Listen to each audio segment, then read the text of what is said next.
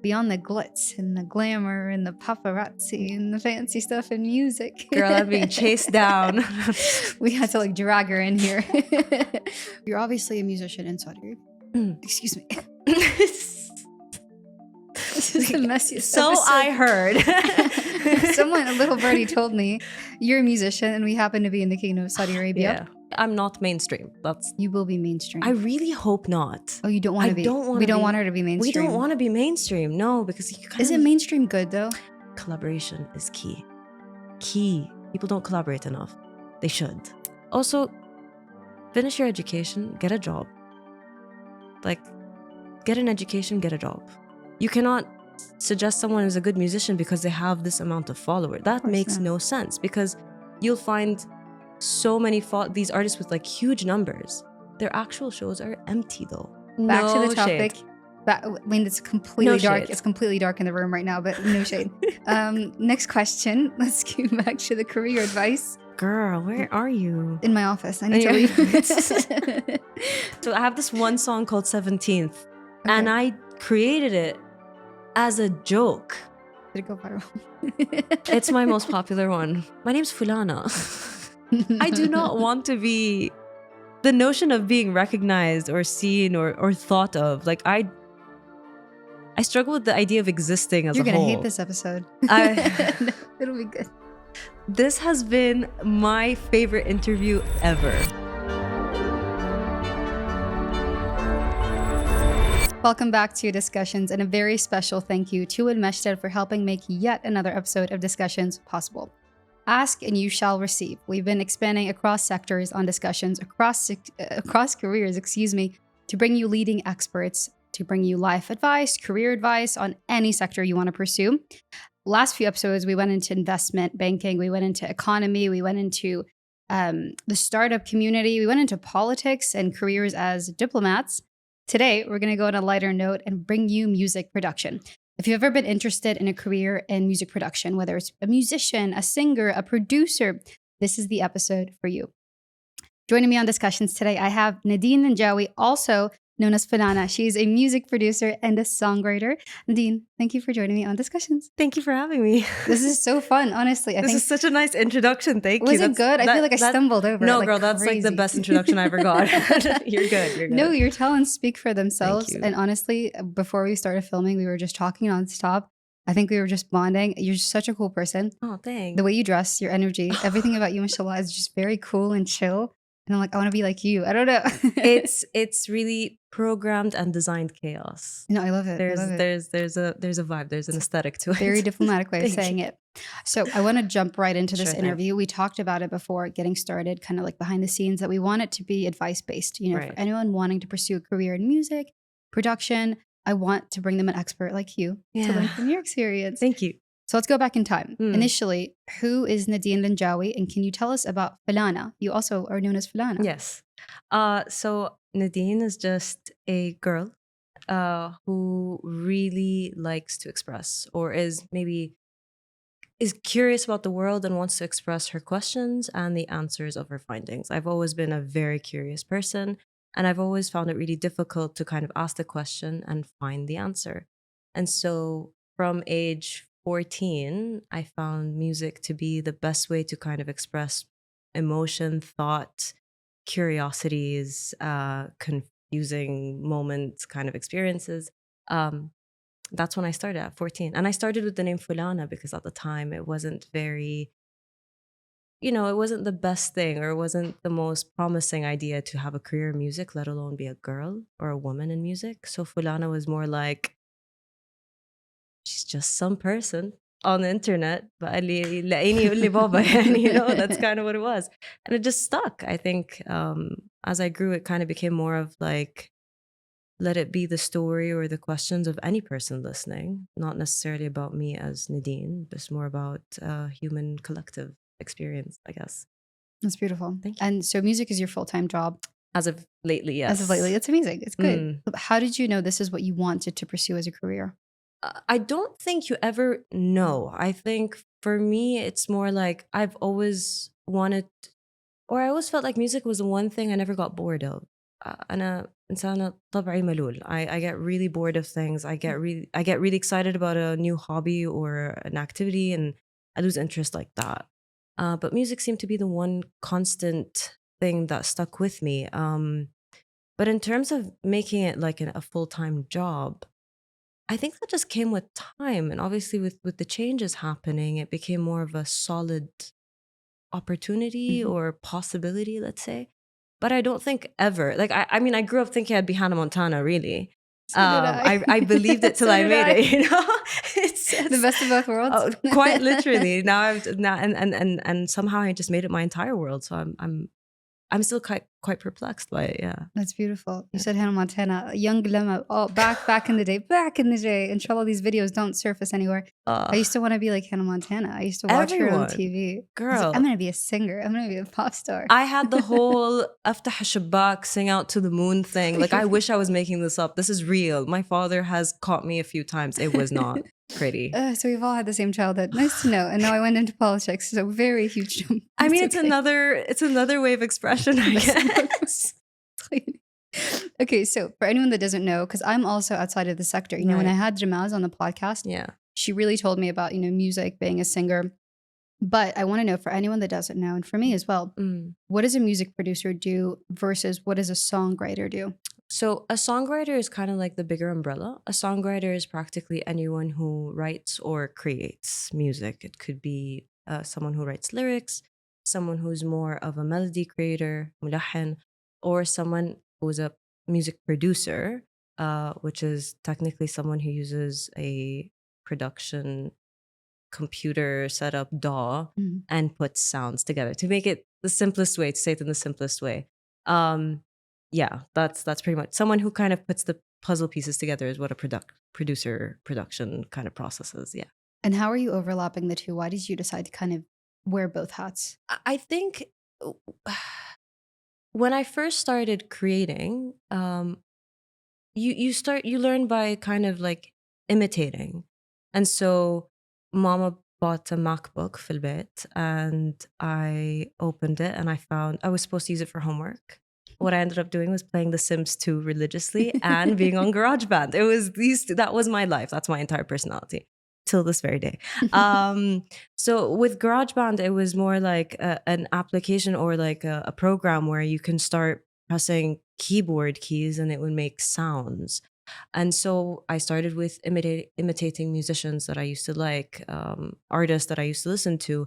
And I found that the more you imitate, the less you want to imitate. And you start kind of being a bit more adventurous with your own sounds and you start making your own kind of pieces. And so I think at the core of it, just experimentation, if that answers your question. No, it does answer my question. Yeah. I'm fixing it very quickly. No worries. I need to just cut this part out for 2 seconds. The timing. I lost my train of thought there. Sorry. No, it's good. It's a true, genuine answer. Good. Yeah. And I like the part about the Sims thing. I never got into Sims. I don't know. Girl, Is it for me? I played it last night. GarageBand, I did. I made my little own melodies back in the day. Send them through. Never. Send them through. I hope that like MacBook is burned, that 2011 MacBook somewhere. It's like gone. Okay, so for anyone that wants to pursue a career in your sector, tell me about the realities. What is the most challenging aspect of pursuing a career in music? I think, oh, wow, what a loaded question. My bad. No, wait, give me a sec. The most difficult thing, I think, in pursuing music is the industry itself, because it's programmed to make you feel a certain way about yourself, in the sense that if you don't follow a specific mold, it's very easy to feel like a failure. And a mold is more of like, naturally, there are people who will get to places more quickly because of the nature of their work. And so it kind of can be discouraging for people who want to be a little more experimental and a little less commercial, let's say. It's very easy to fall into the rabbit hole of, am I not making enough content? Am I not putting myself out there enough? Why am I not getting contacted by these bigger industries or entities? Why is no one noticing me? Why am I not getting enough likes? So it's like the minute you put yourself out there, you kind of focus more on people rather than the craft itself. I think that is the biggest challenge, to just kind of keep away from that and to remind yourself that at the end of the day, the honor is to create the work itself, and the joy is to create the work itself. And whatever comes after that truly doesn't matter. Like, you will get there if you are disciplined enough to be consistent. You will get somewhere, and it doesn't necessarily have to look the same for everyone. I guess that's that. I wish someone said that to me when I was growing up. That's beautiful. Yeah. No, I like that. Thank you. I want to jump around with the questions a little bit. Please. Okay, so as a musician, as an artist in general, you're going to be faced with a lot of rejections, a lot of no's, change this, change that, we don't like it, this isn't working for the industry, like you said. What's your view on rejection, and how do you handle it as an artist? So I studied architecture. Rejection, Interesting. Rejection was something we learned from day one. I have been in the room in studios where models you would spend days working on were just ripped apart right in front of you. Like, this wall shouldn't exist here. It should exist on planet Venus. Like, it's that intense. So I feel like with criticism and rejection, I'm built different now. I like that. Can we just can we take that image and put it on the thumbnail? Built different. Built different. But generally, I think naturally everyone is so obsessed with their own work. The first thing I would say is, don't fall in love with your own work. Don't fall in love with it. It does not define you. It does not represent all of you. It represents a moment in time and a piece of you. And so any rejection is not personal, and any criticism is not about you, which is really difficult in this industry because everyone takes things very personally. But again, also, it's a matter of taste with music specifically. I will not go as far to say that there's no bad music. I think there definitely is bad music. There's a reason why Name a song. No, I'm joking. ska as a genre died, because it was just bad. Ska? It's a genre. Do you know ska? Why are you laughing? It was a What is very ska? strange genre. It was like a crossover. What was it? Crossover. What was Is it that? like rock? It was a moment. Is it like rock or emo or it was like scream? reggae meets scattered jazz with like techno. doo-bop, doo-bop. Girl, I don't know Where what was it I was. for this? It was a moment. So there are things that die naturally. It's just natural selection, right? So that's bad music. Yeah, I think if you spend enough time just being really experimental and really trying things out, some things will be a hit, some things will be a miss. So long as you just, again, keep at it and find a sense of self, not that it defines you, but more like an identity, a sonic identity. If you're going to be doing everything, if you're going to be a jack of all trades, if you're going to be hitting every different genre, you're never going to get anywhere. You got to stick to one or two things, hone it, and then kind of move on from that. I answered with No, that was good. I like that answer. An entire because thesis. you answered my follow-up question. My follow-up question is going to be, how do you find that balance, that middle ground? Because when you're passionate about your music, you're going to get attached. It's what you created. It's a part of you. But also not getting attached so you don't face that, the death of rejection, kind of. Yeah. It's a tough balance. Okay, I want to jump around again. Please. Okay, so we talked about, what is it? What did you say? Reggae con? What is it? Ska? Ska? Is that what you said? Ska. Reggae con. I combined Reggae con con. and reggae. Yeah, sorry, not that's the VidCon. conference that also was canceled. The year that genre was like X'd out. Dude, I'm not supposed to laugh. Hold on. I'm supposed to be professional. Hold on. Okay, so I forgot my question. I don't know. Okay. Oh, I'm going to cry. This is good. Okay. So, what kind of music do you make? If it's not, we'll pause right there. No, but it's good because I need to collect myself because that was hilarious. We need to keep all of this in the episode. This is going to be the messiest episode. Keep it in. Okay, so obviously you don't make ska. Okay, you don't make ska music. Thank Lord. What type of music do you make? I think the best way to say is like indie, But indie is kind of like the cheat we tell ourselves when we don't want to define ourselves. I love how like we indie artists say we're so indie. No, that's just that's, no. It's more electronic pop, but also a little. What am I, dude? Like, what are we? We're all discovering No, it. it's indie. It's indie, and it's essentially like synth pop. Let's say synth pop. What is that? This is not It's my like world. pop with a synthesizer. Okay. Yeah, that's What's an example of like a mainstream song I've heard that's good? So essentially, I'm not mainstream. That's You will be mainstream. I really hope not. Oh, you don't want to be. We don't want her to be mainstream. We don't want to be mainstream. No, because you kind Is it mainstream good though? It depends on what you want to do with your music career. I personally do not want to. What do you want to there. do long term?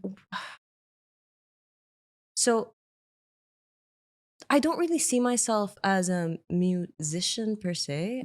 I see myself more of like a sonic artist. So very experimental with sound. Today I'm making albums. Tomorrow I want to be doing film scoring. The next I want to be doing sound installation. I just like the idea of exploring different things and researching things and presenting findings through sound. I treat it very, it's kind of like a scholarly thesis that I got going on for me, like specifically with this album and other works that I've been doing like on the side. I find something that a question that fascinates me, and I do like so much reading, so much material, just eating up different kinds of materials, whether it was film, literature, poetry, actual research, science, whatever. And then I just give you sound. I want to hear it. Do you have your phone? My album? Can you play it? The album? Is that okay? I don't know. Like a little bit of it. It's Sniff over it. there. Can we grab it? Is that is that okay? I just want to hear like a little snippet. I'm so curious because the way you're describing it is incredible. But I want to like put it in a tangible way. I don't think I can play any of the new stuff. Even like a sample of something older you did. The Sims meets GarageBand collab when you did when you were younger. I want to like hear your mind, if that makes sense. I want to look into it and see what sound looks like to you. I wish I got my laptop. I'm so sorry. I caught you off guard. I wish I told you. Wait.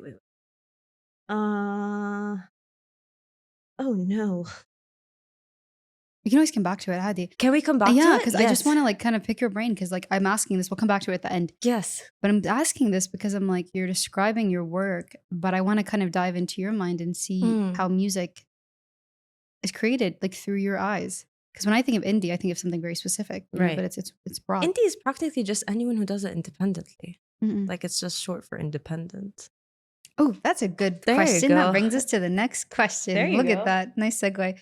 Okay, so for anyone oh my God, drink. You're so good.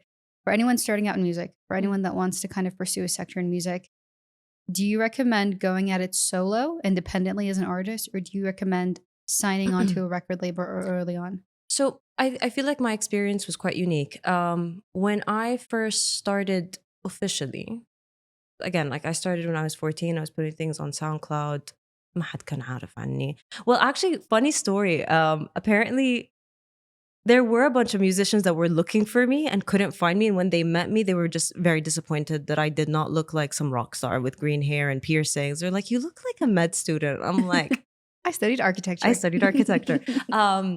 So when I started officially, I immediately signed with a label, and I was with them for 4 years. And then I went independent.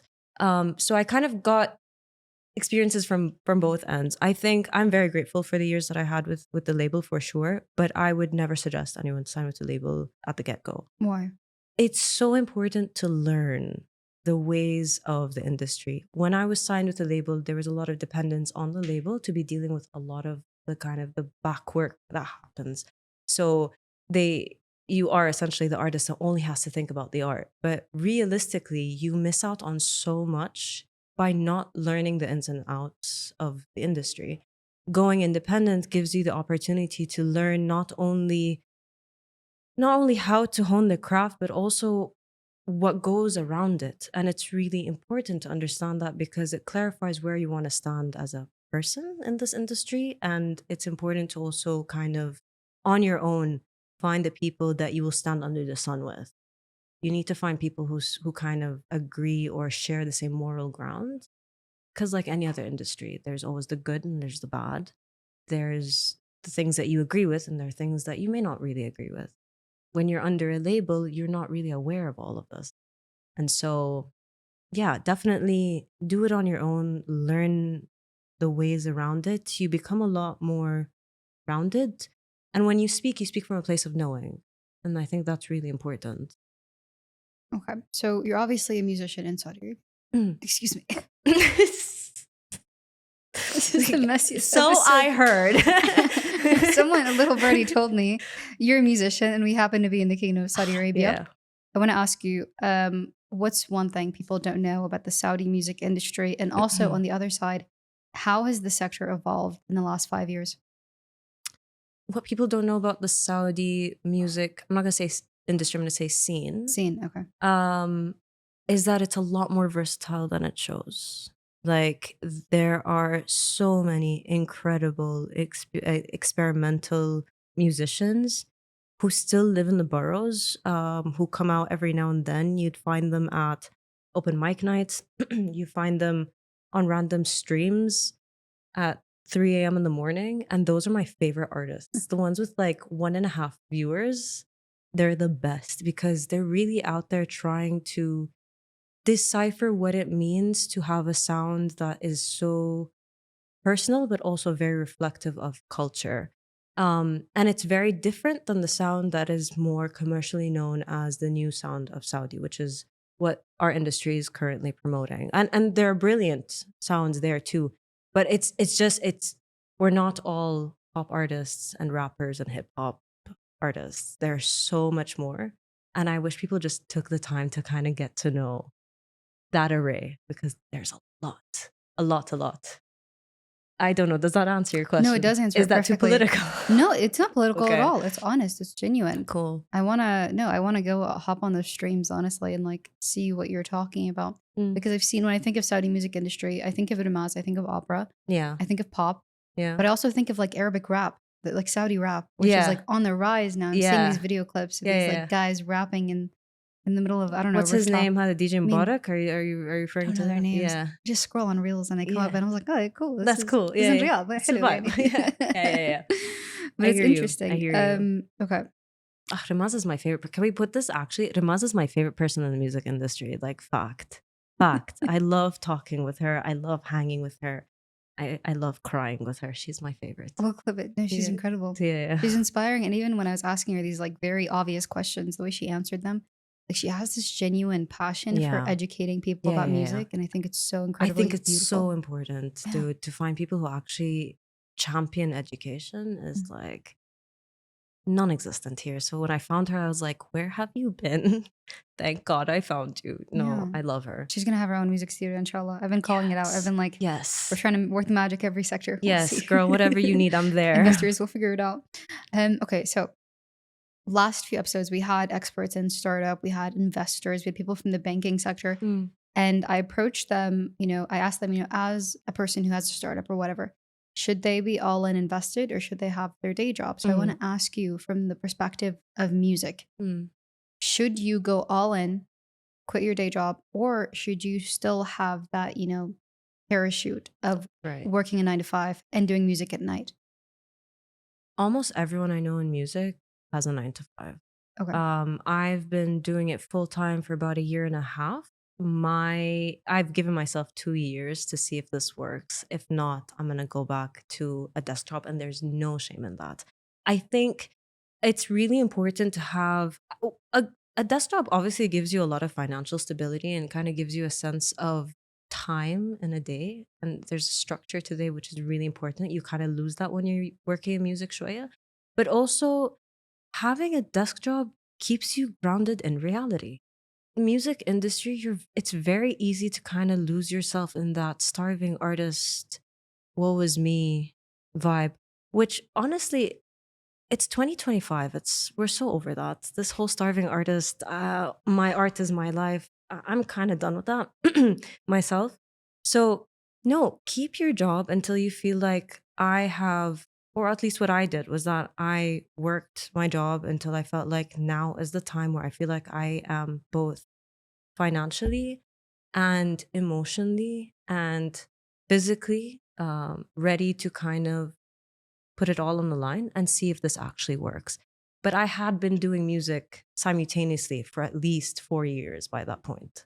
And it was going well. I had just come back from tour. I was like, okay, this is promising. There is prospect here.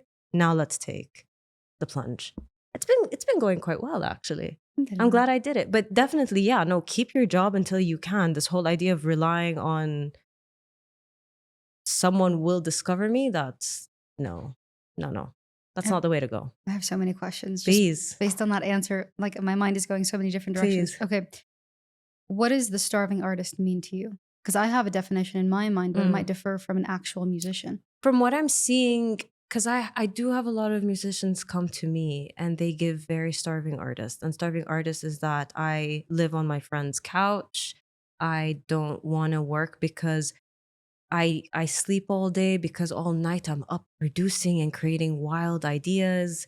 I don't listen to other musicians because it will ruin my Mindset. mindset, or it will. I don't want to be too inspired by someone. Again, like this whole idea that music is my entire personality. We do not have any other interests. We do not socialize. We do not go out. We do not touch grass. No, honestly, and that's so wrong. When you make music your entire personality, that's so wrong. Like, I mean, come on. Yes, music is great. As an art form is wonderful. As a career, it's fantastic. But it's really not all that you are. There's a lot more to you. Diversify. Do more. Touch grass. I like touch grass. Touch grass. I think that should be the slogan of the episode. This is my Touch slogan. grass. I like that. I always say that as well. Your mind is so interesting. The way it works is very interesting. Okay. Let's talk about the question that I always feel uncomfortable asking guests on discussions. But at the end of the day, you know, I want it to be as beneficial as possible. Right. I want the PR hoopla. That's not what we're about discussions. Okay. Let's talk about money and making music and money. We talked about the starving artist. Obviously, this is an extreme side of it. But when we're being moderate, how are you making money as a musician? If you're not like, okay, top A-list pop star, what are the steps to make money? It really depends, again, ala the trajectory that you kind of envision for yourself and the path. A lot of starting musicians would start off, specifically people who play instruments or sing, would start off with starting bands or playing as cover artists at events and entertainment entities, which there is no shame there. The problem is that when an artist who has a dream to become an original artist kind of gets stuck in the entertainment industry. And we see that a lot here, come on. And because money, it's not the greatest, but you do get pretty good gigs if you are consistent. There's a lot, of course, of reliance on your social media presence, something I don't personally believe in. Putting out content. Again, like if you want to make money fast, you're going to burn out fast. Because you're going to find yourself doing 1,000 things at once, right? You're going to be a content creator. You're going to be an entertainer. If you are a producer, you're going to be producing for other artists. If you're a lyricist, you're going to be writing for other artists. And I think in the beginning, great, do all that. But remember when I was saying, like in the beginning, where it's really important that you find a sonic identity. Once you find that, you need to be a lot more specific about how you spend your time and where you put your efforts. And money here lessons, because opportunities are not as much when you are a lot more focused. I think this applies to any industry, you know. If you're shooting a shot in the dark with everyone, it's going to hit somewhere. But if you're like targeting a bullseye, it's never going to hit there on the first trial. So money, I think, in my experience, does not come fast, does not come easy. And if you are someone who really does it for the craft, بدك تطول بالك وتطول نفسك شوية. But it will come, and it will come in ways that you do not expect. Just keep an open mind. Like, for instance, one of my biggest gigs was the residency in Osaka. Something I never thought I'd get. My dude, I threw in a proposal. It was like, yeah, I'm not getting this. I'm not getting it. Proposal meaning, what is that? When they contacted me for the residency, they're like, you have to send them a proposal, like a brief of what you want to do. And I did it with like, I was like, there is no way on this earth, I'm getting that. And that was why did you think that initially? because, again, Was it the number you pitched, or just you didn't? No, I think it's just because of the idea that I'm such a niche musician. I'm not exactly the first pick for these things, you know?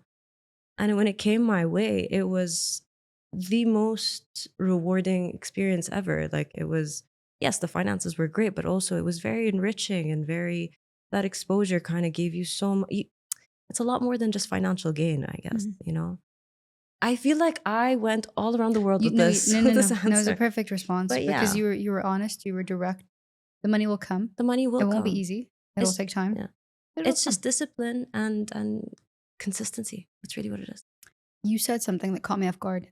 Social media. Yeah. So I know I want to like actually hear you. I want to be like very open, because I have an idea, and everyone I've interviewed has an idea about the use of social media. Yeah. Except, you know, the very traditional, you know, sectors, when we have C-level executives, CEOs, and their approach to social media is LinkedIn. That's pretty much it. Maybe Twitter if they're feeling fancy, but that's it. You said you don't believe in social media. I find that very interesting, because I thought the musicians lived off of social media. That's how you get exposure. Yeah. But why are you against social media? I remember this conversation so clearly. I was talking with someone who's like big up in the industry, works at one of these entities, and she was like, Instagram is think of it as an extension of your stage. And I was like, that is absurd, because then you're asking an artist to constantly be putting on a show. My issue with social media, I think, whether it was TikTok or Instagram, is that it works for some people depending on the kind of music. And if it's part of their personality to be very content creaty, there are people whose music kind of reflects both visually and sonically. But the mere idea that this industry is built on your success being as a musician, as a sonic artist, to be built on your success as in your visual presence. Like, these are two completely different art forms, my dude. You cannot suggest someone is a good musician because they have this amount of followers. That makes no sense, because you'll find so many these artists with like huge numbers. Their actual shows are empty, though.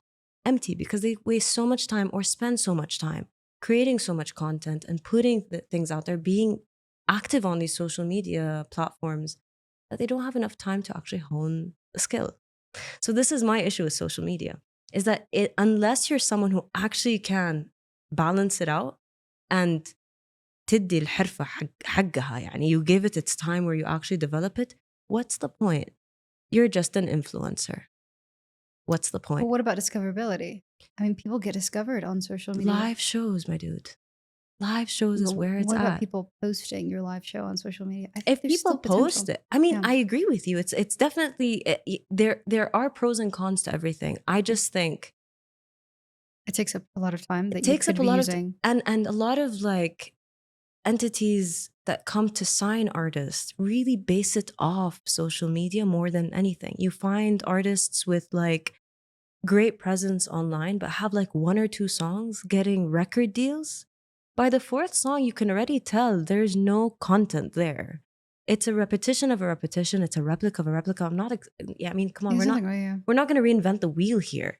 But if you don't have enough time to even ponder over something and to think of an idea and to give it an extra 5 minutes so that I can sense that this is your concept and not pushed by an algorithm or like a muadila that worked once and now you're just like تحلب أمها, sorry على الكلمة.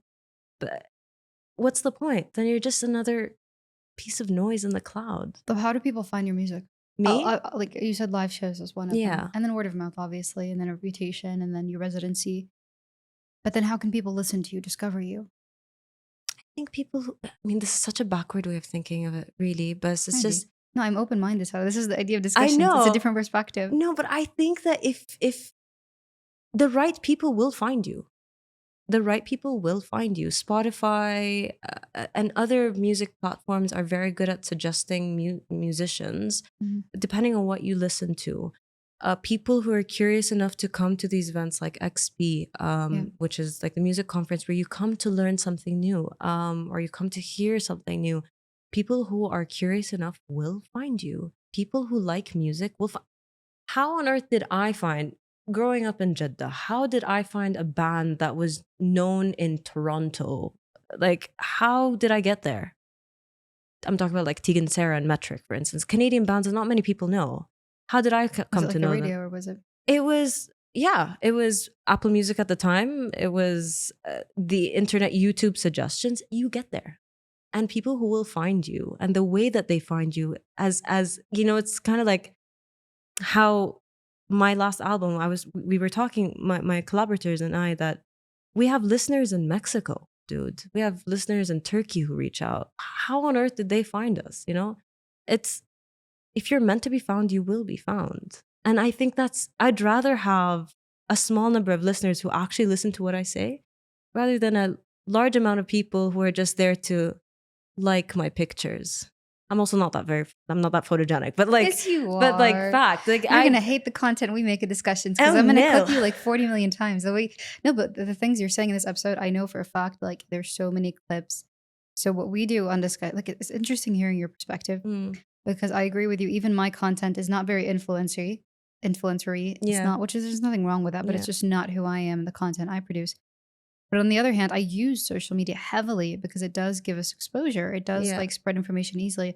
I think from what you're saying, what I understood from your perspective is you use social media like on YouTube to post your music, right? Share your music. But you're not actively making like daily vlogs. Come with me as I go in the studio. Get ready with me. Which is normal. It's understood. It's not your niche. It's not your industry. Exactly. Right. It's not your sector. But I think social media still should be used in terms of like sharing your music, not like here's a selfie of me on a beach with my music in the back, which is fine. So I don't know. I don't know if you follow. It's like I use my Instagram stories to rant. Like I will go on a rant. I haven't seen one yet. Oh, girl, you're in for a ride. I will use it to. I think social media. The point is, it is an expression of you. Right? It's an extension of you. It's an extension which I know you don't like. I don't like it at all. But I would rather people get to know me as a person through social media rather than me having to shove the same riff in 5-6 different reels. You must listen to the song. No, actually, so you must not like what's happening on TikTok music right now. No. My TikTok is a very different algorithm. Thank the Lord. What's your algorithm? Girl, it's just like lots of like paper mache. It's like the cappuccino Italian thing that was happening a while ago. You know what I'm talking about? What?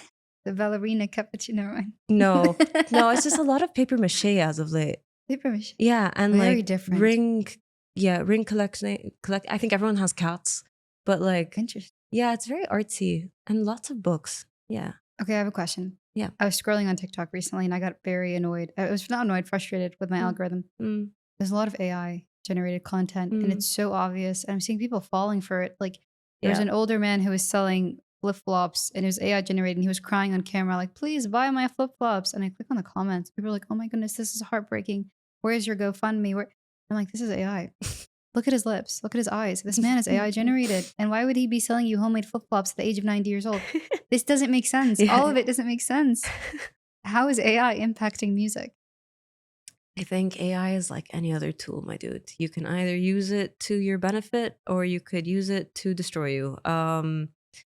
What about AI artists? There's a trending one on Spotify. Oh yeah, no, now. that I've heard of this like AI artist. 400,000 listeners a month. Yeah. And they're indie as well, aren't they? They were in like the four guys, right? Yeah. What do you think of that?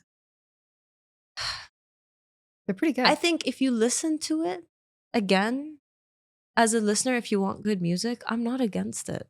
I'm against the other issues that we're facing where like AI music is being created and being uploaded on personal artists' accounts. This is becoming an issue that I've seen across a lot of platforms such as Spotify and whatnot. But AI making music, so what? Is it going to feel human? No, it's never going to feel human. You can't replicate the human experience. You just cannot, right? مهما حصل, it's never going to feel like a human made it. So let AI make music. So what? I don't see the big issue, honestly. Should it be labeled? Should it be labeled as AI? I think it will get there. It's kind of like how Instagram in the beginning had no restrictions on AI. And now if you have anything that's AI made, you kind of need to declare it now. Exactly. We will get there. Hopefully. I think with this band, people were frustrated and I was shocked as well. I don't listen to them actively, but I saw them on TikTok. People didn't realize they're AI. But again, what's going to happen? So like, how are they going to have a show? They're never going to have a show. these people? Like, where are we gonna get? Unless you're like using like the holograms. or Tesla robots. I don't know what you're gonna be I'd doing watch at that. Like, imagine them on stage. Just like, it's an experience. scary. I don't know. Listen, it's an experience. But like again, like you can listen to that band and you can listen to Parcels. Parcels will always trump that band. That? Parcels, dude, you should listen to Parcels. I feel like everyone's. I'm making you a playlist. You don't know anything about music. No, I'm making you a playlist. Okay, send me I'll a make you a playlist. playlist. I'll make you a playlist. I listen to Taylor Swift. Oh no, Nada listens to Taylor Swift. What's going on here? She's such an anti-feminist. It's so annoying. She's that biggest. Not the shade. We're gonna have to cut all this out. Such a problematic artist, honestly. You're lying. Honestly. Wait, I'm so curious. We might cut this out. We might keep it. I don't know. No, it's fine. I mean, from what I understood, it was around the time, was it last summer, where Charlie XCX was, I think she was supposed to come in #1 in the British charts, and Taylor Swift then released a very specific version of her last album, UK based, just to keep her position. Like, girl, let other girls win. What's your problem? Honestly, what's your issue? We're gonna have to be diplomatic about this. I'm gonna agree to disagree. I get what you're saying. I do. There's enough space, girl. I heard about the Olivia Rodrigo thing as well. I agree. Yeah, that was okay. That was a bit much. I mean, the lawsuit. I was like, they don't sound alike. No. I mean, those two songs didn't sound like Cruel Summer and what was the other one? Did not sound alike. But I will die on this hill. She's an amazing lyricist. I will leave flowers at your grave, girl. Thank you so much. I'll be the only one there, but it's okay. Nada will be next to me. Nada will probably be next to you. That's like the one, like, I like that girl so much. And then she mentioned Taylor Swift and I was like, I need to take a step back here. It's like, what's your favorite musician? Taylor Swift. And it's like, wrong crowd. You guys are very fast with your answers too. It's like Taylor Swift. I did not ask to her this morning and last night. I was listening to The Man this morning. Such a good song. Anyways, I'm sorry. Back to the topic. Shade. I mean, it's completely dark. Shade. It's completely dark in the room right now, but no shade. Next question. Let's go back to the career advice. Okay, so beyond natural talents as a musician, God-given, born natural talents that you develop over time, what character traits do you need to have to be a good producer, musician, artist? I think I always suggest to any musician or any person who's musically inclined is learn how to produce, learn how to use a production tool of any shape or form. Because I see a lot of musicians really struggling in, like, they have a sound in their head, but they can't explain it to the team. So you need to have some sort of outlet, be it the ability to play an instrument, but like quite well, or to actually use the program to create the sound that you want, to communicate. Communication is everything in this industry. It's important to do that. It's important to have a sense of discipline, because talent will get you nowhere if you rely on it alone. Constantly develop whatever skill you do have. You need to be in an eternal sense of growth, as humans should be, Constantly learn, constantly experiment. Okay, so what do you think about Jon Bellion? Do you know Jon Bellion? Oh, I think he's genius. Right? I think he's genius. Not a lot of people know about him. No, but he completely guerrillaed the fuck out of the industry. Like, he really decided, I'm just gonna do it this way. And and people are like, he's in like high demand. I mean, but look, again, this is someone who was disciplined, persistent, anti-social media as well. Worked on his skill, really got into education and programming, and he did not do anything for the sake of the mass. That's and I respect that. I remember listening to him in like high school, like Carry Your Throne and what other good songs? He has brilliant songs. I'm like, wow. He sees music different. Right? He's very experimental, and I really appreciate that. And it's working. It's working. His voice, his music. Yeah. Jon Bellion, great artist. Yeah. Okay. As a musician, what is one common misconception that you wish people would get right about the sector or what you do? It's not an industry of entertainment. It's an industry of arts.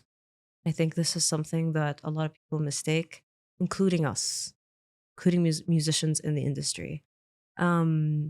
The way you go about things in life as an entertainer, and the shots that you take, and the way that you represent yourself, and the opportunities you decide to kind of entertain are very different than an artist's way. And I think as an artist, naturally it's okay to kind of take your time with things, to allow yourself some space to kind of declutter the mind, to work at your own pace. I always compare musicians to more of like visual artists and painters. Like, I don't know why we don't see ourselves that way. We should, because it's essentially the same thing. You're creating something. You're out of creating nothing, something, like, yeah. literally. And so I wish more musicians looked at themselves as that rather than entertainers, because entertainers are just like, now, work now, do now. And you don't have to do that. You really don't. And if you decide you want to write an album about death and the next day make Bubblegum Princess your entire aesthetic, do it. Do it. Do it. No, We're all but I dead like anyways. Just do it. No, but this world it's very dark. But I mean, it's true. This world is very short. It's fleeting. So we should be It is. adaptable, and kind of, even with me, like the sectors I work in, the work I'm doing. Yeah. There was a time where I didn't allow myself to kind of budge on that vision. But once you allow yourself to adapt, the transition, adjust, you create something beautiful. I think so. Yeah. Ooh, okay. What's the best career advice you've ever received as a musician?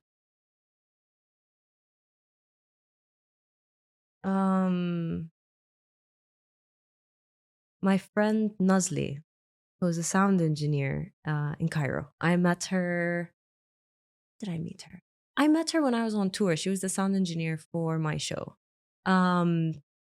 She was a terrifying, small little person with so much knowledge. And what I thought would be someone who would never like me at all turned out to be one of the closest people in my life.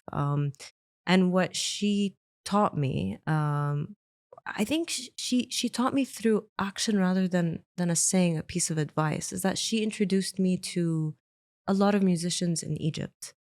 And what she would always say is that sometimes you just need to listen to what other people are doing in other places in the region and never feel ashamed to ask the questions. Because I feel like as musicians, specifically here, because it is relatively still new. So like, again, if you're successful in Saudi, it's not, obviously there's a, it's because you're good, but also there isn't much of a challenge and there isn't much competition, new. right? It's still new. And it's very easy for us to think we're on top of the world, but then you need to kind of expand that shway and realize that you're surrounded by countries with years and decades, talent, right? So Nazli would just, she would always be like, listen to everything, digest every kind of music, attend every show you can, talk to every artist you can. And then she used to always say, she's like, up until the show, you do your job. The minute you're on stage, all you have to do is have fun. All you have to do is have fun. And I love that. I love that. That's kind of something I live by now. Like, up until the day of the show, up until the step on the stage, you're doing a job. So there's discipline and there's focus and there's intent. But the minute the lights are on, you gotta have fun. You can't treat it like a job. What's the point? What's the point? Okay, when you're on stage, this is just my mind thinking out loud. When you're on stage, and you're looking at the crowd, whether it's like XP or your residency, do you see people? Like, do you see their faces and posters, or do you just see lights, or what does it look like? It depends on the stage. I mean, like XP, for example. At XP, no, you see people. You see people. You see. It's a really intimate. I remember I went seeing of people. I went the first year. You went the first year, yeah. I think so, but it wasn't my scene. I don't know. It wasn't for me, but it's beautiful if you're in the sector. I felt like someone's mom. I don't know. It just no, I get it. No, listen, XP can be a bit overwhelming. I would possibly be like, I would attend to like 10.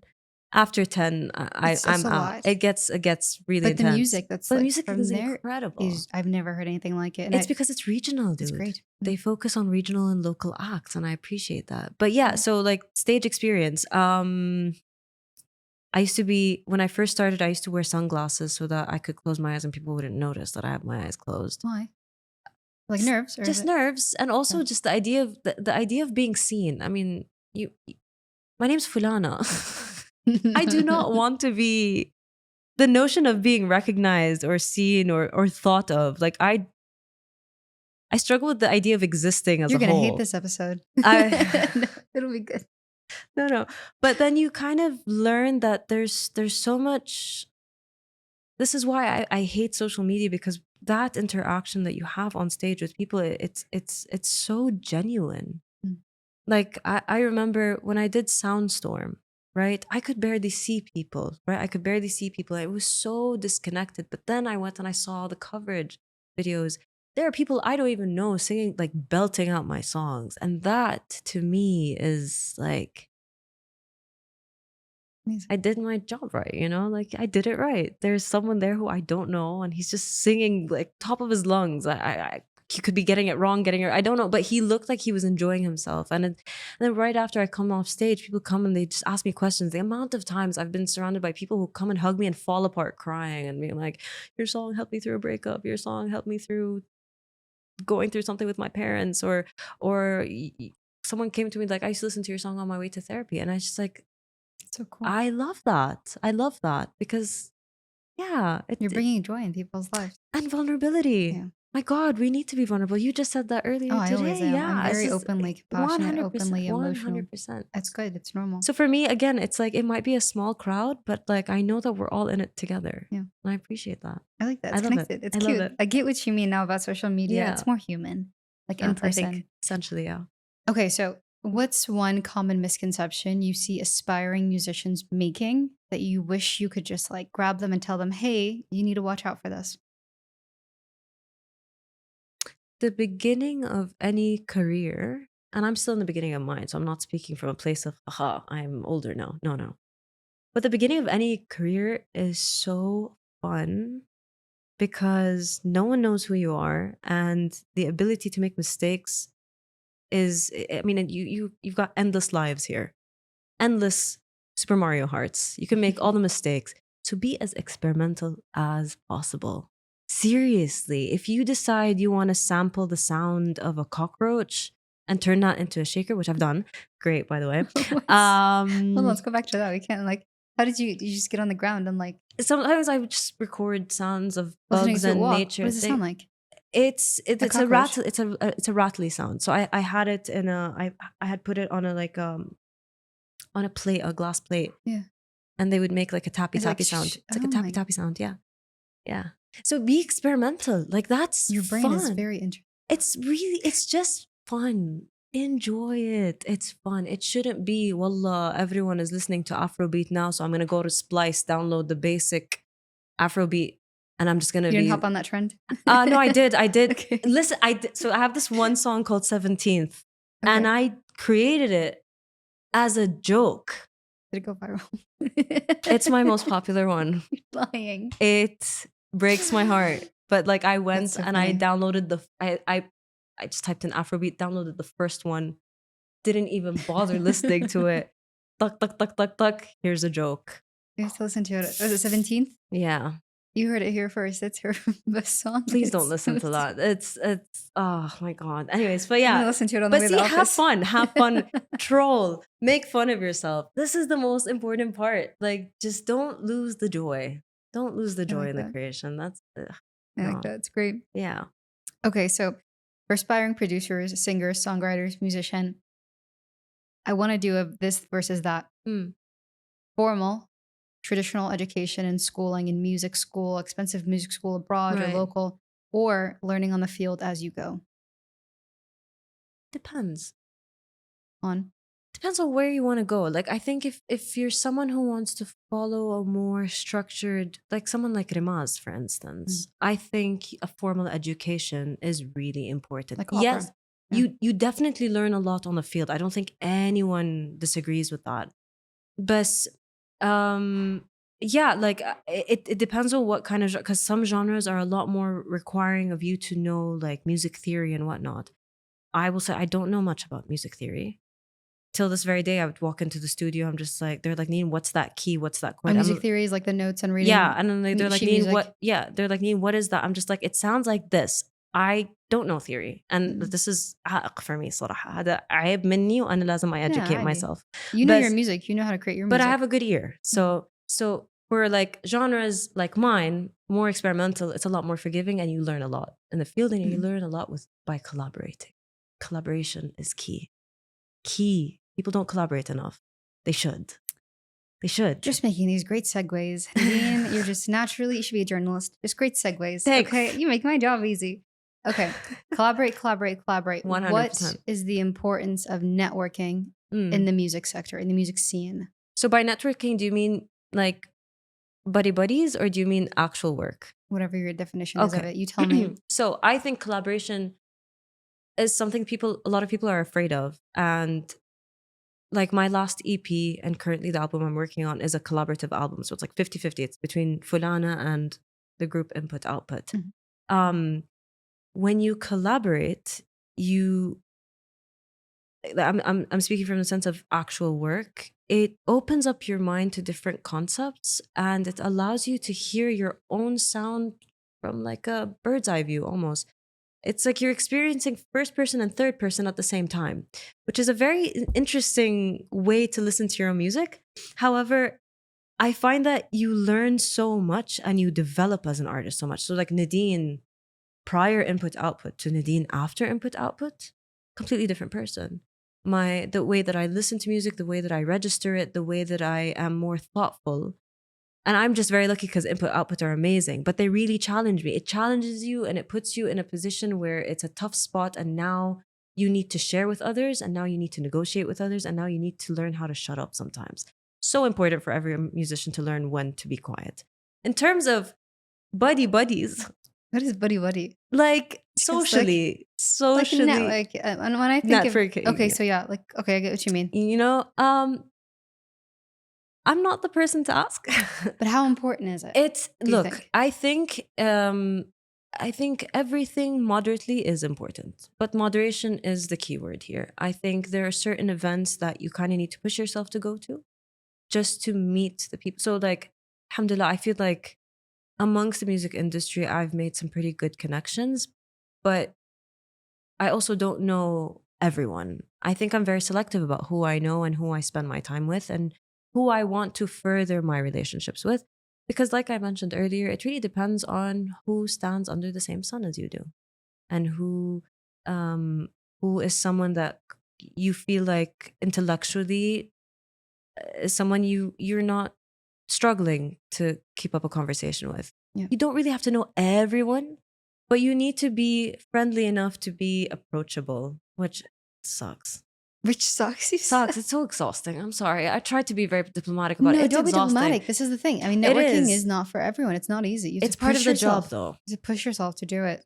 I mean, I used to be terrible at networking. I mean, I'm good at making friends. Yeah. I'm not good at like work networking. It's only these last 2 years that I've kind of like excelled in it. Yeah. And it's opened a lot of doors, but it is draining. It is. Socially. But again, it's part of the job. It's part of the discipline. You know, like there are things about it that you just don't want to do. There are events you don't want to go to. And there are people that you just don't want to take meetings with, but you have to. You push yourself. Yeah. And for me, it's just easy. I'm like, okay, now I got to be fulana. No, I'm the same way. On the phone, I'm like, please cancel. Please cancel. Don't answer. Don't pick up. Same. Even now, I'm like 26. I'm still doing that. Same. Because I'm introverted, but you kind of have to push yourself to be that extrovert at times. And funny enough, I think most of us are like that. Introverted? Yeah. So? In any field where I feel like anyone who gets behind a camera is actually secretly an introvert. Honestly. It's behind or in front of a camera? Sorry, in front of a camera. In front of a camera. So? Yeah. I think so too. People are like, no, Lemmy, you're extroverted. And I'm like, no, I'm very introverted. I get anxious very easily. Yeah. But then I've trained myself to be this like extroverted persona. Yeah. Because you have to be. I think we all do that. Yeah, unfortunately. I think all of us do that. Okay, so you answered that question about networking. My cards are backwards. There you go. We talked about so much. Ooh, okay. We talked about this a little bit here and there, but beyond the glitz and the glamour and the paparazzi and the fancy stuff and music. Girl, I'm being chased down. We had to like drag her in here. What's the hard truth about working in music industry, and what should people in this sector be prepared for? The hard part is your favorite song is probably not going to be everyone else's favorite. No. Yeah. It happens so many times where like the ones that you're most passionate about and the ones you're most confident about may not be seen the way that you see it. And you just got to prepare yourself. I think maybe it's just that once it's out there, it's no longer yours. I think that's a really good way to look at it. And so you're never disappointed. It's almost like a study of anthropology and people's behavior. You know, it's kind of like, okay, let's see what they're gonna react to. What are they gonna respond to? And is this data that I'm collecting useful for me? Am I gonna start tailoring accordingly, or am I just gonna keep doing my own thing? So yeah, I don't know. Does that make sense? No, it does make sense. Yeah. It's interesting. It goes back to the question about rejection that we talked about, not getting attached. Yeah. Let's flip the sides. Okay. What's one song or project that you've worked on that you feel the most proud of? To be honest with you, Ground is definitely, as a whole,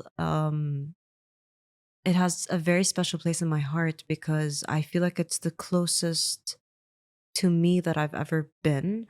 I feel like all the music I've put out before, I definitely love it and I love that journey for me, whatever. But this feels like for once I'm making things that feel like me, that sound like me. I think we talked about so many different things. Okay. So looking ahead, what excites you the most about the music industry in the Kingdom of Saudi Arabia? That there is one.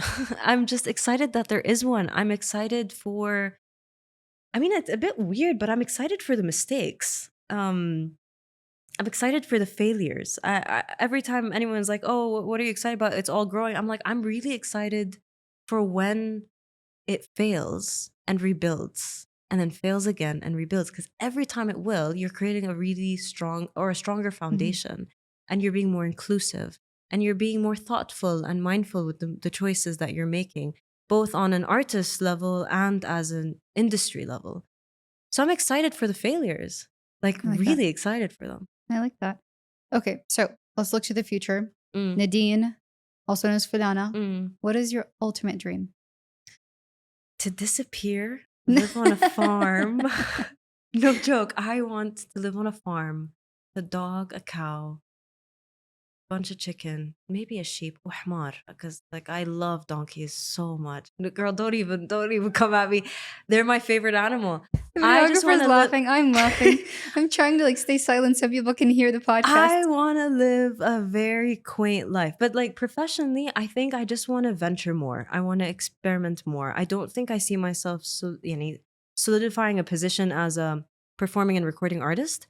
I want to see where if I can plug into film, if I can plug into art installations, like I said earlier, and just, again, endless research and endless findings, endless questions and answers, I guess. I like that.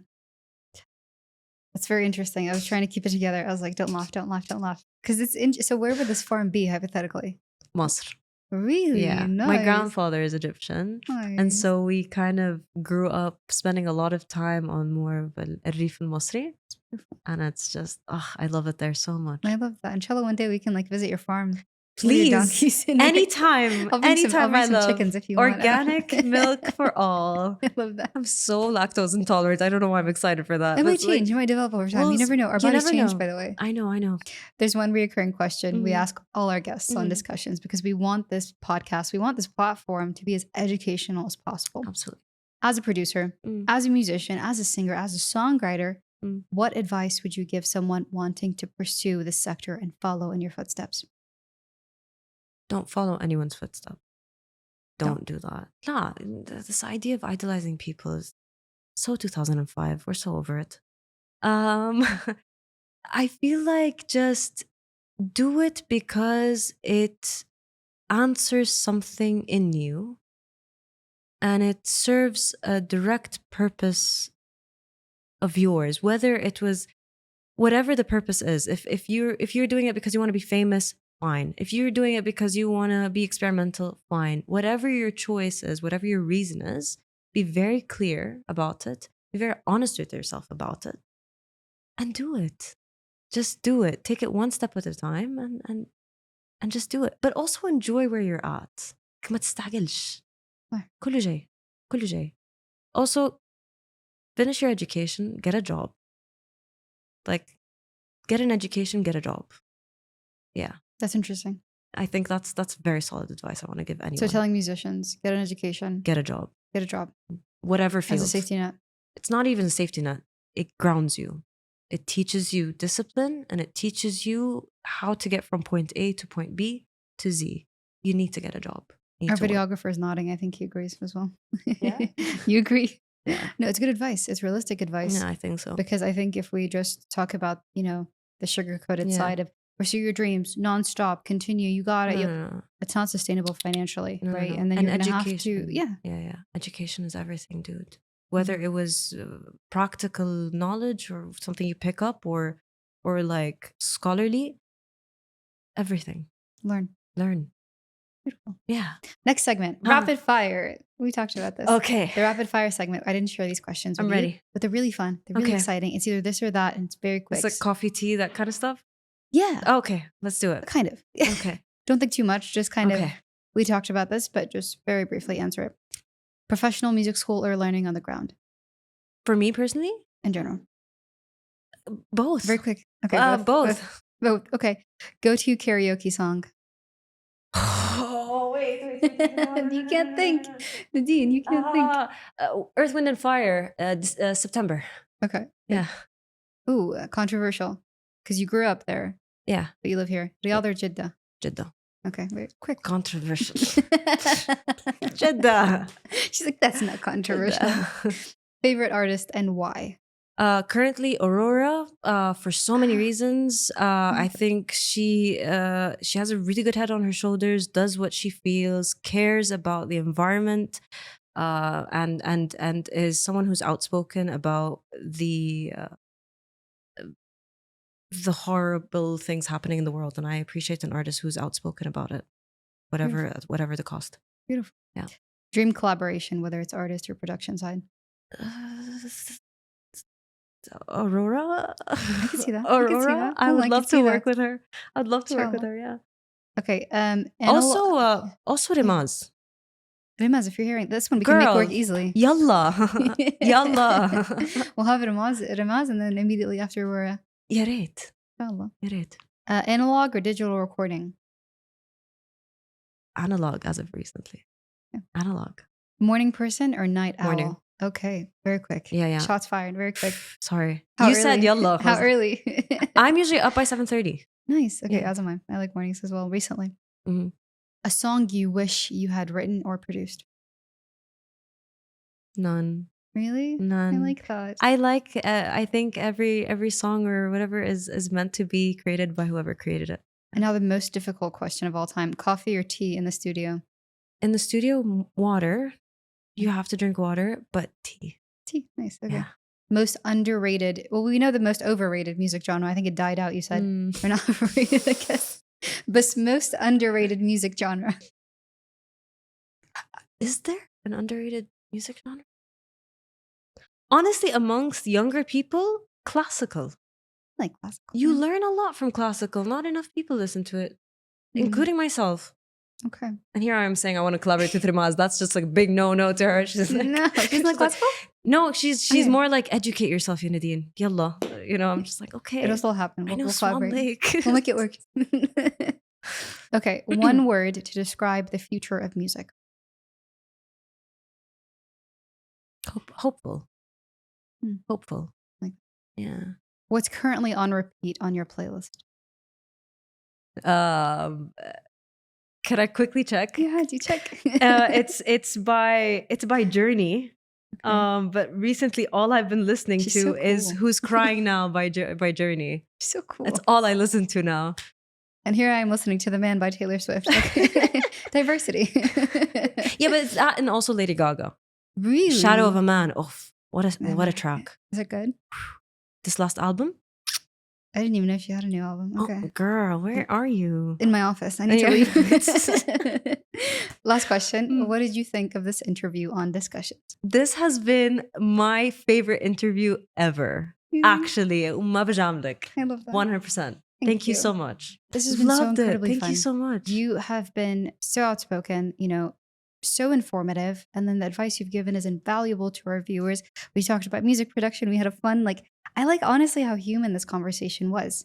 I genuinely really admire that. Thank you. Thank you. I had such a great time. You asked the greatest questions, and thank you for not making me feel like a black duck in the You're in like the the crowd. coolest person. Thank you. I've literally said like Thank multiple you. times under my breath. If we clip how many times in the video, I was like, she's so cool. Thanks. Thanks, Nadine. Likewise. Okay, so how can people like stay updated on your music? How can people like hear the ground? Where can they listen to it? I'm on any platform that plays music, and I'm on Instagram. Although we hate Instagram, but like I'm on Instagram as Boo. fulana ho. This video will be on Instagram. but Yes. boo. I rant. The rants are not worth it. I mean, don't miss those. Yeah, I guess. love it. Yeah. Thank you so much, Nadine. You've Thank been you so much for wonderful. And having thank me. you for joining me.